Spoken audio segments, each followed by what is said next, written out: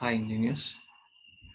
So இன்னைக்கு நம்மளுக்கு பிடிச்ச மூவி ஸ்டார்ஸாக இருக்கலாம், கிரிக்கெட்டர்ஸாக இருக்கலாம். ஸோ அவங்ககிட்ட இருந்து நம்ம நிறைய விஷயம் கற்றுக்கலாம். ஃபார் எக்ஸாம்பிள் இப்போ கமல்ஹாசன் இருக்காங்க. ஸோ அவங்க ஒரு ஃபிலிம் இண்டஸ்ட்ரியில் ஒர்க் பண்ணுறாங்க. ஸோ என்ன பண்ணுறாங்கன்னு பார்த்தோம்னா, ஸோ அவங்களுக்கு தேவையான எல்லா விஷயமே அவர் அடுத்தடுத்து கற்றுக்கிட்டே இருக்கார். For example singing to screen பிளேவாக இருக்கலாம், டான்ஸ் டு டைரக்ஷன்ஸாக இருக்கலாம், மேக்கப் எவ்ரி திங். அதாவது என்னென்ன விஷயம் தேவையோ எல்லாமே கற்றுக்கிறாரு. கற்றுக்கிறது மட்டும் நிறுத்தாமல் அதை அப்ளை பண்ணவும் செய்கிறாரு. ஸோ அதே மாதிரி தோனி. இப்போ தோனி எடுத்துக்கிட்டோன்னா is a big star. So தோனிக்கிட்டேருந்து நம்ம என்ன கற்றுக்கலான்னு பார்த்தோம்னா, அவர் வந்து ரிசல்ட்டை எய்ம் பண்ணுறதே கிடையாது. அவரோட ப்ராசஸ் என்னவோ அதை மட்டும் ஃபோக்கஸ் பண்ணி அதை வந்து டெய்லி கண்டினியூ பண்ணிக்கிட்டே இருக்காரு. ஸோ நம்ம ப்ராசஸை கண்டினியூ பண்ணோம்னாவே அல்டிமேட்டாக நம்மளோட ரிசல்ட் நம்மளுக்கு கிடைக்கும். ஆனால் நம்ம ரிசல்ட்டை மட்டுமே மைண்டில் வைக்காமல் நம்ம ப்ராசஸை டெய்லி கண்டினியூ பண்ணிகிட்டே இருக்கணும்.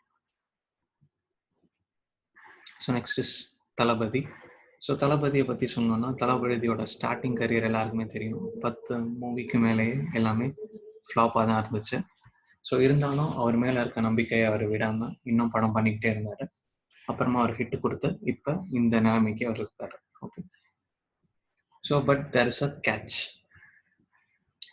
நம்மளுக்கு கமல் பிடிக்குன்றதுக்காக நம்ம பிக் பாஸ் பார்க்கணுன்னு அவசியம் இல்லை. நம்மளுக்கு தோனி பிடிக்கிறதுன்றதுக்காக நம்மளுக்கு ட்ரீம் லெவல் விளையாடணும்னு அவசியம் இல்லை. நம்மளுக்கு தளபதி பிடிக்கணுன்றதுக்காக நம்ம தலையை பற்றி தப்பாக பேசணுன்றது அவசியம் கிடையாது. Okay. So let's make it simple. What I feel is, I love Kamal Haasan but I hate வாட்சிங் Bigg Boss. I love Dhoni, but I hate playing Dream 11.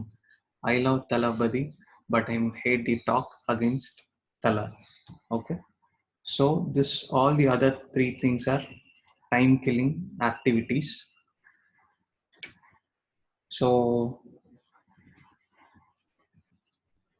let's use the time wisely to make our better version in 2021. Wish you a happy New Year.